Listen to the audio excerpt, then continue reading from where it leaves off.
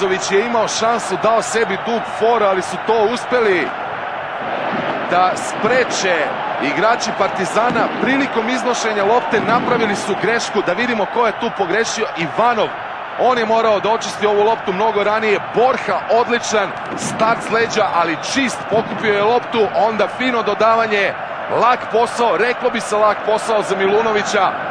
Evandro, odlično dodavanje, a onda Milunović, vrlo lepo, Stojković je pokrivao bližu stativu, Milunović je prebacio samo loptu preko noge golmana Partizana za vođstvo Crvene zvezde. Noge Stojkovića, ovo je već sada velika prednost za crveno-bele. I još jedno možemo da kažemo, kazna za sve one promašene šanse Partizana. Kazna koja mnogo boli, sigurno.